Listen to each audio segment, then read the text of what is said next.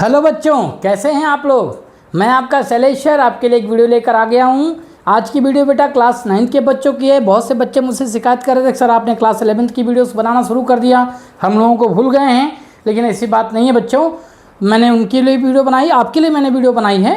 फिर से मैं आपके लिए एक चैप्टर लेकर आया हूँ, उसका नाम है बेटा होपफुली। पहली बात तो ये है कि आप सब लोगों के पास एक बुक आ गई होगी अपनी। अभी तक एनसीईआरटी की बुक मार्केट में नहीं आई थी, लेकिन अभी सब जगह पे बुक आ गई है। मेरे ख्याल से फर्स्ट पार्ट सबके हाथों में होगा। बुक में काफ़ी कुछ चीज़ें चेंज करी हैं बेटा। सिलेबस आपका, बुक को अच्छी तरह से पढ़िएगा हर एक चैप्टर। उसका पहला चैप्टर हमारे पास है लीनियर पॉलिनॉमियल। ये आसान सा चैप्टर है, बस आप इसको डिस्क्राइब वे में पढ़िएगा जैसा वो दिया है ना। थोड़ा अच्छी तरीके से आप एक एक चीज़ को पढ़िएगा तो आपको आएगा। उनमें से कुछ इंपॉर्टेंट चीज़ें जो हैं वो मैं आपके साथ डिस्कस कर लेता हूँ क्वेश्चन के माध्यम से। क्वेश्चन में ही आपको डिस्क्राइब कर दूंगा। सबसे पहला जो क्वेश्चन है मैं आपके साथ डिस्कस करना चाहता हूं वो है बेटा इंट्रोडक्शन। ये हमारा चैप्टर है लीनियर पॉलिनॉमियल का इंट्रोडक्शन, है ना। इसमें इंट्रो वर्ड है, मतलब ये हमारा अभी जस्ट एक थोड़ा सा हल्का सा टॉपिक है, इंट्रोडक्शन दिया जा रहा है आपको। तो इसमें सबसे पहला जो क्वेश्चन है वो आपसे पूछेगा कि आप इसमें ना डिग्री बताइए। जैसे एक आपके पास पॉलिनॉमियल लिख दिया बेटा px 2x plus 3/2x square plus 1, इसकी डिग्री बताइए। अगर इसकी डिग्री की बात करेंगे बेटा तो डिग्री क्या होती है पहले ये समझ लीजिए। Degree is the highest power of the variable, highest power of the variable in which the polynomial is very. जैसे ये पॉलिनॉमियल x का पॉलिनॉमियल है, पॉलिनॉमियल मतलब px का मतलब होता है पॉलिनॉमियल ऑफ x। यहाँ सब जगह आप क्या देख रहे हैं, x देख रहे हैं। भले यहाँ पे आपको x दिखे, एक्स स्क्वायर दिखे, लेकिन y नहीं दिखेगा बेटा। ये लीनियर पॉलिनॉमियल है, ये पॉलिनॉमियल है इन वन वेरिएबल, है ना। इसकी डिग्री कितनी होगी, highest power of the variable. देखें यहाँ x का पावर 1 है, यहाँ x का पावर 2 है और यहाँ x का पावर कुछ भी नहीं है, 0 है तो 2, तो इसकी डिग्री हो गई बेटा 2। अगर डिग्री 2 हो गई तो इसके टाइप भी बता सकते हैं। पूछा जाएगा what is the type of this equation. ये किस तरह का टाइप है बेटा, ये हमारा है क्वाड्रेटिक। ये हमारा क्वाड्रेटिक है। कैसा इक्वेशन है बेटा, क्वाड्रेटिक पॉलिनॉमियल है। कैसा पॉलिनॉमियल है, क्वाड्रेटिक पॉलिनॉमियल है। अगर डिग्री 1 होती तो लीनियर होता, डिग्री 3 होती तो क्यूबिक होता। याद कर लीजिए, डिग्री 2 है तो क्वाड्रेटिक है। ठीक, इसी में बहुत सी छोटी छोटी चीज़ें आपसे पूछी जा सकती हैं। जैसे आपको पूछेगा कि आप ना इसका कोफिशिएंट बताइए, कोफिशिएंट ऑफ एक्स बताइए 2। अगर कोई पूछे जी कोफिशिएंट ऑफ एक्स स्क्वायर बताइए तो आप बोल देंगे 3/2, है ना। अब आप देखिए इसमें 1, 2 और 3 टर्म है ना बेटा। तो 3 टर्म वाले को भी हम क्या कर सकते हैं, इसका एक और नाम है, क्वाड्रेटिक पॉलिनॉमियल तो है ही, इसका एक नाम और भी है। अगर 3 टर्म है, एक होता है अगर 1 टर्म है मोनोनॉमियल, 2 टर्म है बायोनॉमियल, 3 टर्म है ट्राइनॉमियल, है ना। ये देखिए,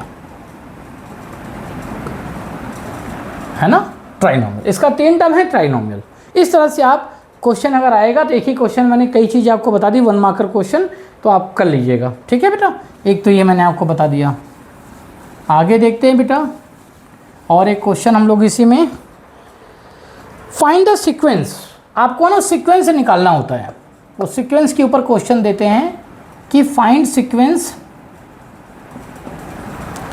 इक्वेशन दे देंगे आपको px equal to 2x plus 9, 2x plus 9 ही है 9, when x equal to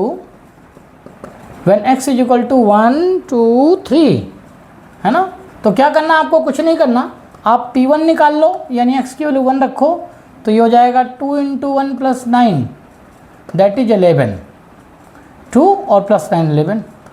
p2 निकाल लो बेटा, 2 × 2 + 9 यानी कि 4 + 9 बेटा 13 आ गया। फिर p3 निकाल लीजिए आप, ये हो जाएगा 2 × 3 + 9, 6 + 9 15। तो इसका जो सीक्वेंस बना वो क्या बन गया, 11 बन गया, 13 बन गया, 15 बन गया and so on. 11, 13, 15 and so on, ये हमारा सीक्वेंस है। देख लीजिए सबके बीच में ना 2 का डिफरेंस आ रहा है, 2 का डिफरेंस आ रहा है ना। अगर आप देखें तो इन सब की सीक्वेंस के बीच में 2 का डिफरेंस है ना। सीक्वेंस हमेशा ऐसा ही होता है बेटा, हमेशा उनके बीच में ना किसी नंबर का डिफरेंस होगा, है ना, उसे हम सीक्वेंस बोलेंगे। इसके बाद एक क्वेश्चन और मैं आपको करा दूं, इसी जगह पे हो जाएगा मेरे ख्याल से, स्पेस है हमारे पास। थोड़ा सा इरेज कर देता हूँ इसको। ये देखो लिखा है सॉल्व, क्वेश्चन नंबर 3 हमें सॉल्व करना है। Solve the linear equation. Linear equation को सॉल्व करने के लिए आएगा बेटा, थोड़ा मैं अच्छा वाला क्वेश्चन लेके बता रहा हूँ आपको। 24 - 3 y - 2 = y + 8 हमें सॉल्व करना है। क्वेश्चन कई तरीके का पूछ सकता है, लिखा होगा solve it, find the value of y, दूसरे तरीके से पूछ सकता है find the value of y या सॉल्व इट, इस तरह से करके पूछेगा। तो सबका एक ही मतलब है कि वेरिएबल की वैल्यू हमें निकालनी है। यहाँ देखिए वेरिएबल एक यहाँ है और एक यहाँ है। पहले हम इस वेरिएबल को ना थोड़ा सा फ्री करते हैं। अभी ये ना ब्रैकेट के अंदर है, बेचारा मजबूर है, इसको फ्री करें। 24 - 3y और ये +6 हो जाएगा जो मल्टीप्लाइड करेंगे, और ये बन जाएगा बेटा y + 8। जितने भी y है उनको एक साथ कर लेते हैं। तो ये तो -3y है ये हमारे पास, ये वाला y इस साइड आएगा -y, ये 8 - 24 इधर आएगा, ये +6 भी उधर जाके -6 हो जाएगा। तो -3y और -y बेटा -4y हो जाएगा।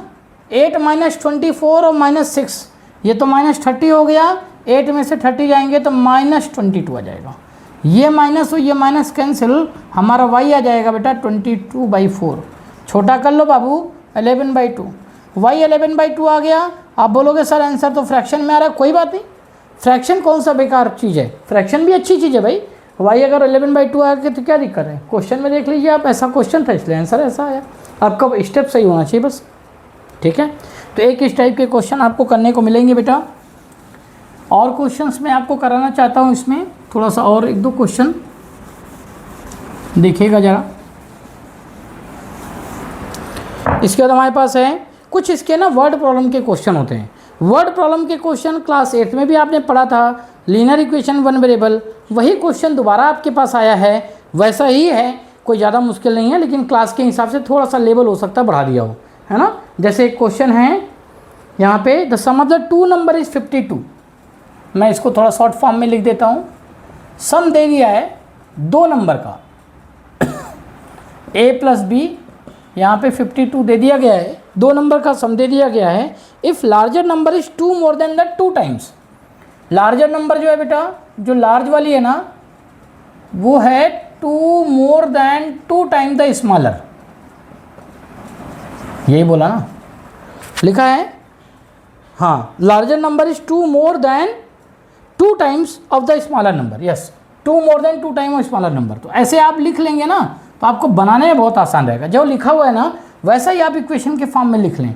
अब यहाँ पे हम क्या कर लेते हैं, लेट स्मॉलर नंबर भी x,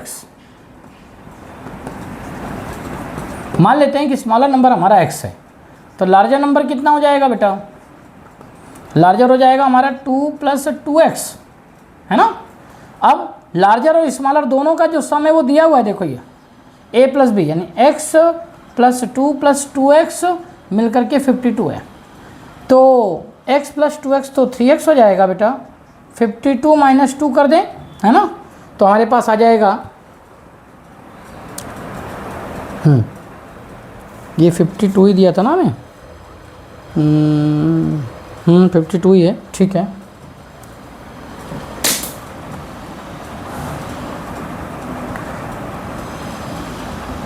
इनका अगर मैं 53 कर लो इसको, ये मुश्किल करेगा भाई। आप कहोगे सर ऐसे नंबर लेते हैं जो आए नहीं, ऐसी बात नहीं है, बनाते समय क्वेश्चन थोड़ा सा डेटा मिस हो जाता है बेटा कई बार। तो 3x हमारे पास अब आ गया बेटा 51/3 यानी कि ये 17 आ जाएगा। तो हमारा जो एक नंबर है वो 17 हो गया, मतलब हमारा जो स्मॉलर नंबर है वो तो 17 आ गया, और लार्जर नंबर 2 + 2 × 17 है ना, 2 + 34 यानी कि 36, देख लीजिए। तो इस तरह से हम क्वेश्चन को सॉल्व कर सकते हैं। ऐसा कोई वर्ड प्रॉब्लम का क्वेश्चन आएगा तो उसको ऐसे कर लोगे, ठीक है बेटा। बहुत से क्वेश्चन ऐसे हैं, मैं एक वर्ड प्रॉब्लम का क्वेश्चन आपको और कराऊंगा इसी क्लास में, ताकि आपको यहाँ तक तो आ जाए, फिर इसके और वीडियो बना दूंगा मैं। अभी फ़िलहाल में आप ये देखिए, एक बड़ा अच्छा क्वेश्चन है बेटा, ध्यान से देखिएगा। A man is 5 times as old as his son, एक आदमी है जो अपने बच्चे की एज का, अपने बेटे की एज का 5 टाइम्स है। हो सकता है मान लीजिए उसका बच्चा 10 साल का है तो वो 50 साल का हो सकता है। बिल्कुल ठीक है, 40 की एज में फादर बना था। तो a man is 5 times as old as his son after 2 years. 2 साल के बाद क्या होता है? The man will be 4 times as old as his son. 2 साल के बाद वो आदमी अपने बेटे के एज का 4 टाइम्स हो जाता है। ठीक है, फाइंड देयर प्रेजेंट एजेस, हमें उनकी प्रेजेंट एज निकालनी है। तो क्या करेंगे ऐसे क्वेश्चन है बेटा, जो सबसे ऊपर दिया है ना उसमें ये देखते हैं कि कौन किस पर डिपेंड हो रहा है। लिखा है the age of father is 5 times that of the son, means the age of father is depend on age of son. तो हम सन की एज को x मान लेंगे। ठीक है बच्चों, ध्यान रखिएगा इस चीज का। तो सन की एज हो जाएगी हमारी बेटा, सन एज हो जाएगा हमारा x। तो यहाँ पे जो फादर की एज बोली जा रही है, यहाँ 2 चीज़ें हैं, मैं लिख देता हूँ शॉर्ट फॉर्म में। फादर एज जो है बेटा ना वो 5 टाइम्स है सन की एज की, एक बात बोली है। फिर आफ्टर 2 ईयर, आफ्टर 2 ईयर्स फिर से जो फादर की एज है ना वो हो जाएगी 4 टाइम्स सन एज। ये 2 सिनारियो है, एक ये है और एक ये है प्रेजेंट में, है ना। तो फादर एज 5 है, 5 टाइम्स ऑफ सन, तो सन की एज को मैंने x मान लिया। तो भाई फादर की एज कितनी आ जाएगी फिर? तो 5x हो जाएगी ना, है ना। इसके बाद बोलते हैं कि 2 साल के बाद। तो देखो बेटा आफ्टर 2 ईयर्स जब लिखा हो तो कंडीशन बाद में लगाना, पहले ये लिखो आफ्टर 2 ईयर्स सन एज। 2 साल के बाद सन की एज क्या हो जाएगी? आगे मान लीजिए आप जैसे 14 साल के हैं तो 2 साल के बाद आप कितने साल के हो जाएंगे? 14 + 2 यानी 16। आपके पापा अगर 40 ईयर के हैं तो वो कितने के हो जाएंगे? 40 + 2 42। एज तो दोनों की बढ़ेगी ना भाई। तो आफ्टर 2 ईयर्स सन की एज तो बन जाएगी x + 2, और यही है आफ्टर 2 ईयर्स फादर की जो एज है वो हो जाएगी हमारे पास 5x + 2। अब अकॉर्डिंग टू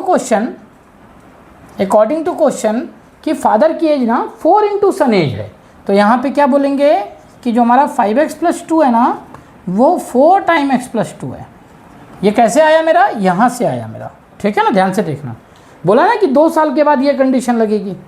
तो हम लोग क्या करेंगे, सॉल्व करेंगे। 5x + 2 = 4x + 8। अब ये 5x - 4x और 8 - 2, तो ये हो जाएगा x = 6। यानी जो सन की प्रेजेंट एज है वो 6 है। आंसर आ गया, 6 ईयर है वो, और जो फादर है वो 30 ईयर के हैं। ये ठीक लग रहा है ना, समझ गए। ये इस तरह का क्वेश्चन भी आपको आएगा। तो मैंने बताया आपको कि लीनियर पॉलिनॉमियल में वर्ड प्रॉब्लम के क्वेश्चन भी आएंगे लीनियर इक्वेशन के जैसे, उसकी प्रैक्टिस कर लीजिएगा। अच्छे क्वेश्चन भी एग्जाम में दे सकते हैं। अभी और मैं इसके ऊपर एक वीडियो बनाऊंगा बेटा 1 दिन या 2 दिन के बाद, और आपका ये चैप्टर मैं लगभग कंप्लीट करवा दूंगा। ठीक है, क्वेश्चन से ही। तो आप ध्यान रखिएगा, ऐसे क्वेश्चन वीडियो आप देख लीजिए 1-2 बार।